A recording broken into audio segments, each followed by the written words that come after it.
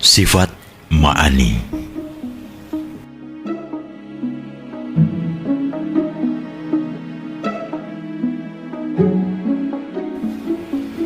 Sifat Ma'ani merupakan sifat yang mengandung sifat-sifat nafsiyah.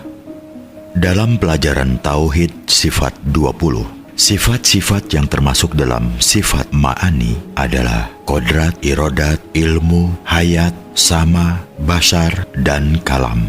Ketika masih duduk di bangku sekolah dasar, kita juga diajari Tauhid sifat 20 ini. Waktu itu kita hanya dicekoki dengan istilah-istilah Arab dan kita tidak pernah mengerti arti yang sebenarnya.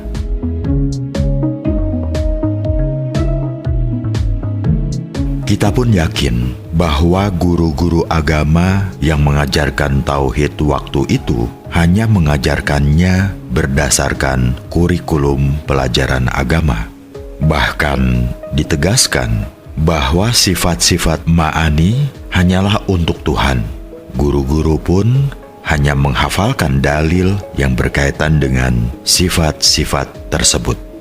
Belajar Tauhid semacam di sekolah dasar hingga di perguruan tinggi yang kita peroleh hanyalah hafalan konsep-konsep tentang sifat-sifat Tuhan.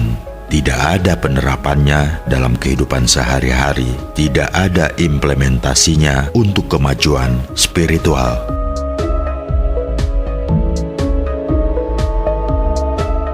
Apa yang diajarkan oleh Syekh Siti Jenar tentang sifat Ma'ani tersebut?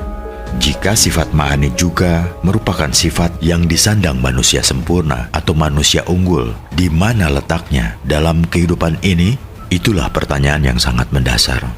Kali ini kita masuk dalam salah satu sifat Ma'ani, yaitu kodrat dan irodat.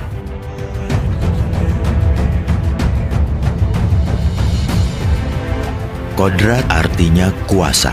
Sifat kuasa ini dimiliki manusia. Kalau kita mau duduk, kita pun langsung bisa duduk tanpa menunggu didudukan oleh pihak lain.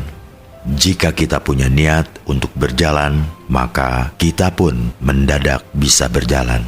Hal ini karena manusia mempunyai sifat kuasa. Dengan kata lain, manusia didiami sifat kuasa. Jadi dalam tingkatan yang sederhana, manusia memiliki kuasa untuk memilah, memilih, mengatur, membuat, menciptakan, dan lain-lain.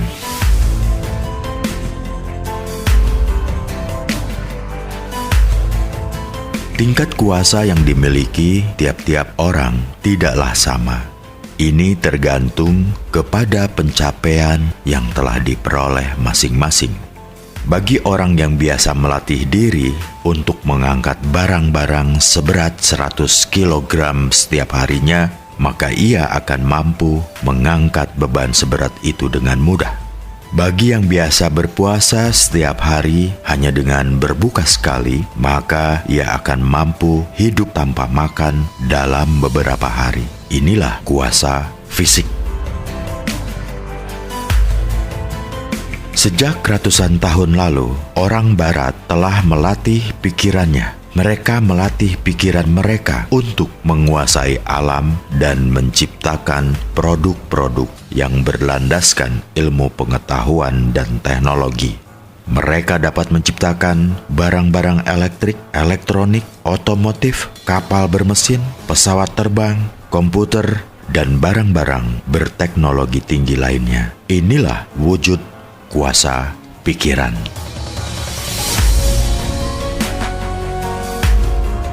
Ya, gumelarnya berbagai macam barang di zaman sekarang ini merupakan bukti kuasanya pikiran manusia. Kadang kita berdecak kagum terhadap kuasa pikiran manusia. Ini disebabkan manusia memiliki sifat 20 itu. Dan lokus atau pikiran manusia itu ada di badan halus manusia yang namanya badan nafsani. Dengan demikian, jika bangsa Barat, Jepang, dan kini diikuti Korea Selatan mengalami kemajuan di bidang ilmu pengetahuan dan teknologi, itu karena mereka melakukan eksplorasi kuasa pikiran.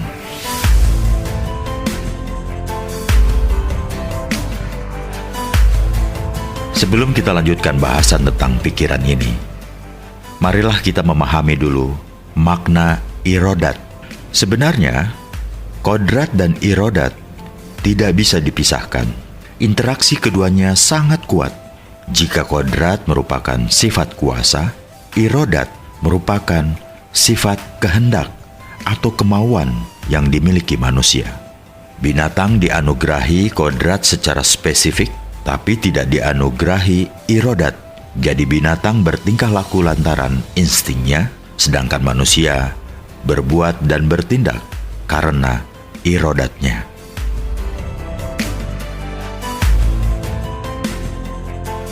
Dengan kodrat dan irodatnya, manusia akan bisa berbuat apa saja yang dikehendakinya. Akibat dari kodrat dan irodatnya yang tidak terpimpin itu, maka rusaklah hutan, bumi, laut, dan berbagai jenis habitat kehidupan. Apalagi jika kodrat dan irodat itu hanya berhenti di badan nafsani, manusia bisa hilang kemanusiaannya karena ego akan bertindak melampaui batas. Bila mana kodrat dan irodat berada di lapisan badan nafsani, maka kodrat dan irodat itu ada di bawah kekuasaan ego. Kodrat dan irodat harus di bawah kendali ruh darinya. Kenapa? Karena maksudnya agar kodrat dan irodat manusia itu menjadi perwujudan kodrat dan irodat Allah. Bila kodrat dan irodat itu ada di bawah bimbingan Allah, yang timbul di dunia ini bukan kedurjanaan, melainkan rahmatnya. Yang muncul bukan kesewenang-wenangan, melainkan kasih sayangnya. Marilah kita perhatikan ayat kursi yang biasa dilafalkan oleh umat Islam di dunia ini, dan kebanyakan digunakan sebagai jambi-jambi. Terjemahannya adalah, Allah tiada Tuhan selain Dia yang hidup kekal lagi berkuasa dengan sendirinya, tidak mengantuk dan tidak tidur. Kepunyaannya apa yang di langit dan di bumi. Siapakah yang dapat memberi pertolongan di sisi Allah tanpa izinnya? Allah mengetahui apa yang di depan dan di belakang mereka, dan mereka mengetahui sedikit apabila dibandingkan dengan ilmu Allah. Itu pun atas kehendaknya. Kursi Allah meliputi langit dan bumi, dan Allah tidak merasa berat dalam mengurus dan memelihara keduanya. Dan Allah Maha Tinggi lagi Maha Besar.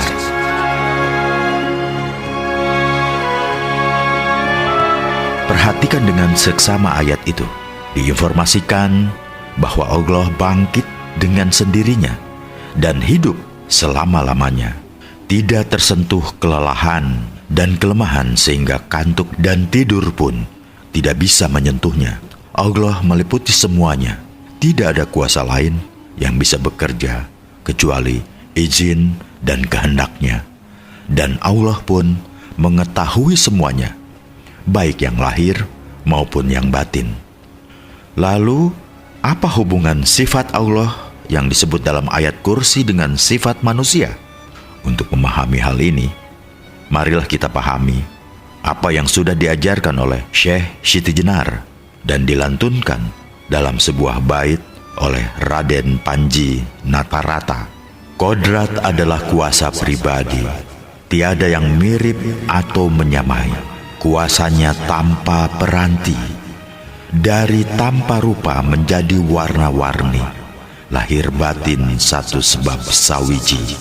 Irodat berarti karsa tanpa runding, hidup berdiri sendiri menurut karsanya, sesuai kehendaknya.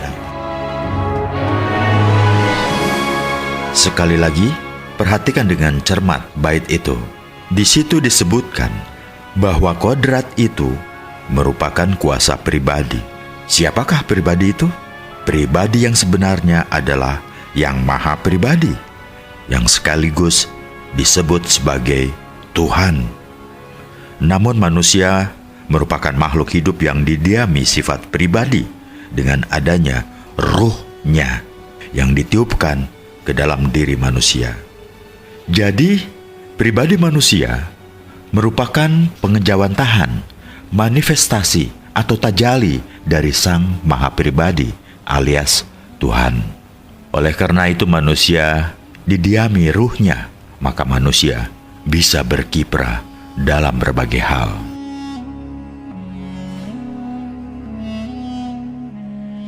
Manusia juga diberi irodat, sehingga manusia sempurna akan dapat hidup menurut karsa dan kehendaknya.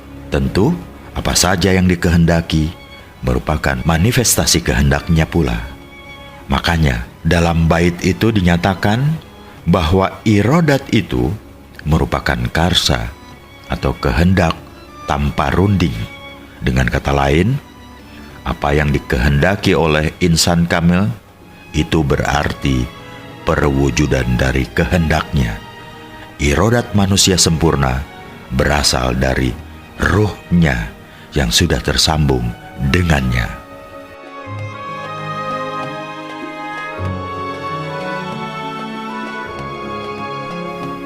Loh, kok bisa ya manusia sempurna itu disebut berbuat dan bertindak atas kehendak Dia? Bukankah Tuhan tidak tergantung pada kehendak manusia? Bukankah manusialah yang sebenarnya senantiasa bergantung kepada Tuhan? Benar, benar sekali. Akan tetapi, bila manusia sungguh-sungguh mendekat kepadanya, maka dia akan lebih dekat lagi terhadap seorang hamba yang mendekatinya. Jika sudah terjadi itu, maka sang hamba menjadi sarana dan wahana kodrat dan irodatnya. Sang hamba itu mengekspresikan kodratnya karena kehendaknya.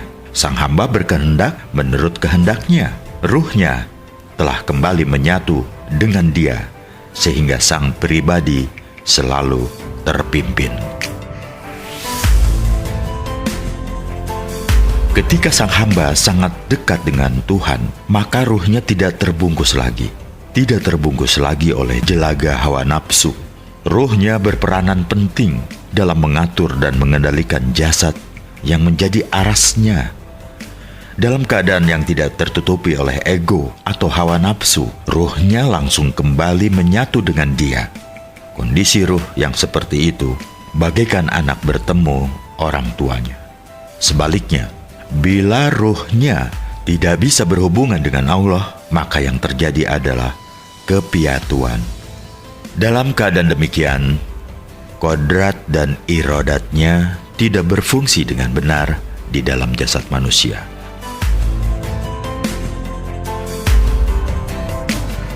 Bila kodrat dan irodat Tuhan tidak berfungsi sebagaimana mestinya, diri sejati manusia akan mengalami kecelakaan terus-menerus dalam menjalankan misi hidupnya di dunia ini. Kodrat dan irodatnya akan menjadi kodrat dan irodat negatif yang akan berlangsung dalam waktu yang tiada terkira, dan banyak malapetaka menimpa dunia ini.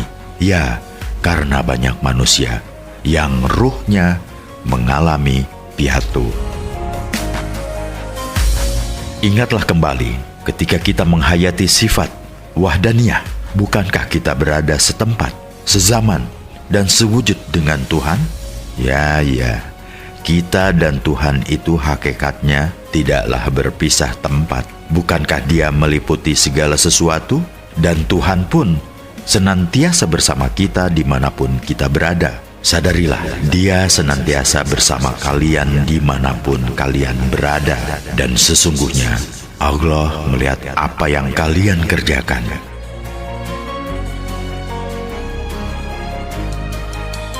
Manusia dan Tuhan berada dalam al-wadah al-makaniyah, ada di dalam kesatuan tempat. Tapi perlu diketahui bahwa Allah tidak terikat oleh tempat itu sendiri.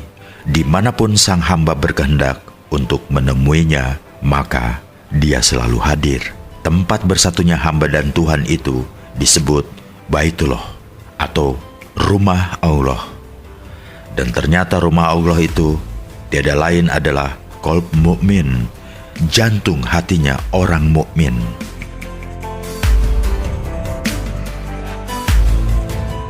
Selain manusia dan Tuhan berada dalam kesatuan tempat, manusia dan Tuhan juga berada dalam kesatuan waktu. Meskipun demikian, Tuhan tidak terikat oleh waktu. Bukankah bila dinyatakan Tuhan senantiasa hadir dimanapun kita berada, itu berarti dalam setiap waktu Tuhan pun bersama kita. Ya, kita ada dan Dia pun ada. Kita hadir, maka Dia pun hadir. Kita mendekatinya, maka Dia pun semakin dekat. Jika demikian, kapan Allah berpisah dengan manusia? Ya, Allah tidak pernah berpisah dengan manusia, dimanapun dan kapanpun. Akan tetapi, manusia sendiri yang melupakan dirinya sendiri, karena manusia lupa bahwa di dalam dirinya ada ruhnya, maka dia menjadi lupa kepada pemilik ruhnya. Dengan kata lain, dia lupa terhadap ruhnya, maka akibatnya dia pun lupa kepada Allah. Dan selanjutnya, dia lupa terhadap dirinya sendiri. Jika seseorang telah lupa terhadap dirinya sendiri, maka dia menjadi terpisah dari Tuhan.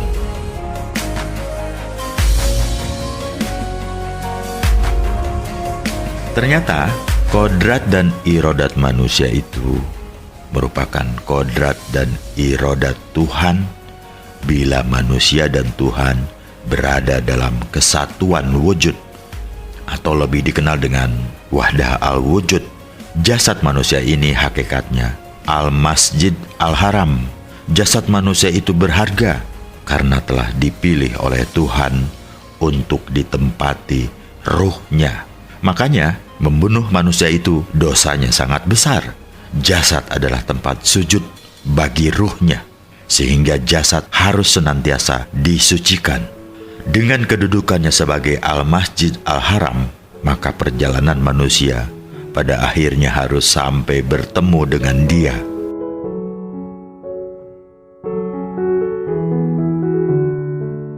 Dalam hidupnya di dunia ini, Syekh Siti Jenar senantiasa mendambakan untuk dapat kembali pada kehidupan yang qadim, yang azali, yaitu kehidupan sebelum berpisah dengan Tuhan. Jadi pengajarannya sebenarnya pengajaran ilmu tauhid tingkat tinggi. Syekh Siti Jenar tidak tertarik dengan kehidupan politik, karena kehidupan politik dianggap mengotori Al-Masjid Al-Haram yang berada pada jasadnya. Perhatikanlah sebuah pupuh dandang gula, yaitu bait 52. Kurindukan hidupku yang dahulu kala, ketika aku masih suci tiada terkira. Ketika aku belum kenal arah dan tempat, tak tahu hitam, putih, hijau, biru, jambon, dan kuning pun tiada tempat. Kapankah aku akan kembali pada hidupku yang dulu? Lahir di alam kematian ini penuh kesusahan lantaran kalbu memuat sifat baru. Syekh Siti Jenar mengajarkan Sangkan Paraning Dumadi, ajaran tentang asal-usul dan tujuan ciptaan. Sangkan artinya asal, sedangkan paran artinya tujuan. Di Jawa juga dikenal dengan ajaran Sangkan Paraning Ngaurip, atau asal dan tujuan hidup ini. Jadi bagi Syekh Siti Jenar, tujuan utama hidup ini adalah untuk bertemu dengan Allah, atau yang disebut kembali ke asal kehidupan. Dalam Al-Quran pun disebutkan, sesungguhnya Allah tidak berbuat zolim kepada manusia sedikit pun, akan tetapi manusia itulah yang berbuat zolim kepada dirinya sendiri. Dan sesungguhnya rugilah orang-orang yang mendustakan pertemuan dengan Allah, dan mereka tidak dapat petunjuk. Ya, manusia memang harus mengenal jati dirinya, mengetahui asal-usulnya. Jati diri manusia berasal dari alam yang tidak terikat ruang dan waktu. Di alam itu tidak kenal sekat-sekat warna. Alam kedamaian abadi. Alam inilah dirindukan oleh Syekh Siti Jenar, dan itulah alam bertemunya kembali hamba dengan Allah. Siapa yang mendustakan kenyataan alam ini, ya, akan menderita kerugian tiada terkira. Mengapa? Karena alam zohir atau alam lahir ini penuh dengan kedukaan. Alam lahir ini penuh dengan kesusahan karena kolbu kita memuat barang yang bersifat baru. Untuk bisa membebaskan diri dari malapetaka di alam lahir ini, maka kodrat dan irodat manusia harus dipimpin oleh ruhnya. Akan tetapi ruhnya tidak dapat berfungsi bila jasadnya dikotori dan tidak dijadikan al-masjid al-haram. Bila ruhnya tidak berfungsi, maka kodrat dan irodat dipimpin oleh ego atau bayangan gelap manusia. Akibatnya apa? Ya, manusia akan mementingkan dirinya sendiri dan saling menaklukkan. Manusia akan merusak alam lahir ini. Oleh karena itu, Syekh Siti Jenar menyebut alam lahir ini sebagai alam kematian. Jasad fisik ini harus menjadi al-masjid al-haram. Disitulah yang bersujud dan yang disujudi menjadi satu. Dengan demikian, kodrat dan irodat tidak lepas kendali. Kodrat dan irodat di dalam al-masjid al-haram digerakkan oleh Allah. Karena ruhnya bertemu dengan Dia. Di dalam al-masjid al-haram tidak ada lagi ego atau bayangan gelap manusia. Di dalamnya, hawa nafsu manusia tidak berkuasa menggoda dan menyesatkan diri manusia. Karena di dalam masjid itu, ruhnya senantiasa tawaju menghadapkan diri dengan penuh perhatian di hadiratnya. Kembali pada kuasa pikiran yang menggerakkan kemajuan di bidang ilmu pengetahuan dan teknologi. Sebagaimana yang telah disampaikan sebelumnya, bahwa dunia barat yang diikuti oleh Jepang dan Korea Selatan mengalami kemajuan material yang luar biasa karena mereka mengeksplorasi kuasa pikiran. Akan tetapi, mereka mengalami krisis spiritual. Mereka tidak masuk ke dalam al-masjid al-haram, sehingga kemajuan material tidak digunakan untuk kesejahteraan hidup bersama. Eksplorasi kuasa pikiran itu hanya untuk memenuhi kepentingan golongan atau etnik mereka sendiri dan bukan untuk kemanusiaan. Inilah yang menyebabkan penjajahan di atas dunia yang tidak berkesudahan. Negara-negara yang belum maju atau yang disebut baru berkembang mengalami kerusakan lingkungan yang luar biasa karena segelintir elitnya dijadikan alat untuk menguasai negara. Rakyat jelatannya mengalami penindasan para petinggi negerinya.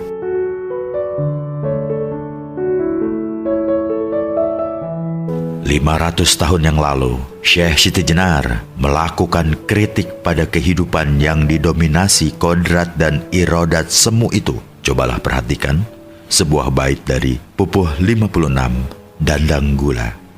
Seseorang yang dihadap oleh kaulanya, ia duduk di kursi kekuasaan dan kaya raya. Tanah luas dan hiasan rumahnya indah, kemenangan di tangannya dan bangga.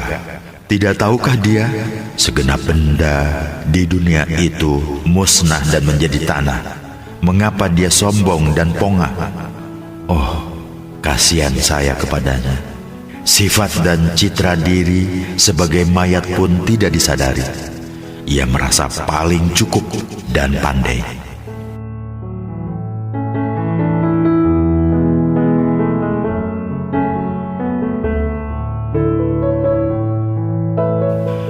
Di ruang lingkup negara yang dikritik Syekh Siti Jenar adalah penguasanya.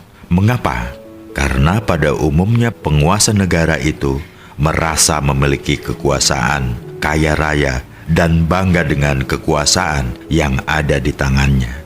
Ia lupa bahwa kekuasaan dan kepemilikan itu bisa musnah. Ia lupa bahwa bila mana jasad ini tidak dijadikan al-masjid al-haram, yang terjadi adalah mayat hidup alias zombie menjadi mayat hidup karena ruhnya tidak berfungsi. Wajar jika Syekh Siti Jenar merasa kasihan kepada banyak pejabat di zamannya. Syekh Siti Jenar menyadari sepenuhnya bahwa mereka yang menjabat itu pun teman-temannya sendiri. Maka mereka diberi kritikan dan peringatan agar mereka kembali menyadari siapa jati dirinya. Mereka diperingatkan agar tidak merasa paling cukup dan pandai. Mereka diperingatkan agar tidak menggunakan kekuasaannya untuk mempengaruhi ulama demi kepentingannya sendiri. Mereka diingatkan agar tidak lupa diri dan menggunakan kaula atau warga untuk kursi kekuasaannya. Para pejabat diingatkan bahwa segenap kekuasaan itu amanah dan akhirnya kembali kepadanya. Bukankah manusia-manusia demikian ini juga pernah diperingatkan oleh Nabi Muhammad SAW di masanya? Disebutkan dalam Al-Quran, sesungguhnya manusia benar-benar melampaui batas karena dia melihat dirinya serba cukup. Penyakit merasa cukup, pongah dan paling pandai ini juga menghinggapi banyak pemimpin negara maju. Lalu mereka melakukan diskriminasi terhadap manusia dengan mengatasnamakan nasionalisme dan negara.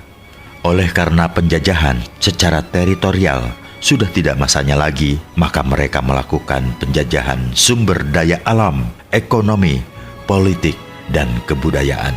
Mereka hilangkan kodrat dan irodatnya bangsa-bangsa yang hidup di negara-negara belum maju atau sedang berkembang. Dengan kuasa pikiran dan kehendak bertumpu pada badan nafsani alias ego, mereka kuasai bumi ini. Secara tidak sadar, mereka menyatukan ruhnya sehingga tidak ada lagi hubungan ruhnya dengan dia. Baitullah sebagai badan bagi ruhnya mereka kotori, sehingga ruhnya mengalami nasib yatim piatu. Ruhnya tidak bisa berfungsi lagi. Akibatnya, kodrat dan irodatnya yang ditanamkan Allah di badan jasad ini tidak terpimpin lagi. Dan hal ini dimanfaatkan oleh iblis dan setan laknatullah, sehingga bumi ini menjadi neraka bagi manusia sujana atau manusia yang baik dan pandai, dan menjadi surga bagi manusia durjana atau manusia jahat dan durhaka. Syekh Siti Jenar mengingatkan agar kodrat dan irodat yang sudah berwujud najis, kotor, dan menjadi racun itu segera dibersihkan. Kodrat dan irodat yang demikian itu harus segera ditinggalkan karena tidak bisa dibawa ke alam kelanggengan. Bila kodrat dan irodat ini dituruti, maka manusia akan hidup di alam kematian. Meskipun pada lahirnya manusia yang menyandangnya masih hidup. Inilah yang dikatakan oleh Syekh Siti Jenar, bahwa dia bertekad mengakhiri kematian yang dialami di dunia ini, dan dia bertekad untuk menempuh kehidupan yang abadi. Kalbu mukmin harus dijaga tetap bersih karena di sanalah iman atau ruhnya bersemayam. Kodrat dan irodat yang tumbuh dari dalam kalbu mukmin berada di bawah pimpinannya. Hal inilah yang tetap dipertahankan dengan kokoh oleh Kanjeng Nabi Ibrahim alaihi salam, yang digambarkan Kanjeng Nabi Ibrahim merupakan orang yang tidak pernah ragu dan imannya sangat mantap. Oleh karena itu, Kanjeng Nabi Ibrahim senantiasa dapat mendengarkan suara Tuhan. Nah, menurut Syekh Siti Jenar, kodrat dan irodat harus senantiasa bersih dan tidak menjadi kotor dan yang akan meracuni hidup ini.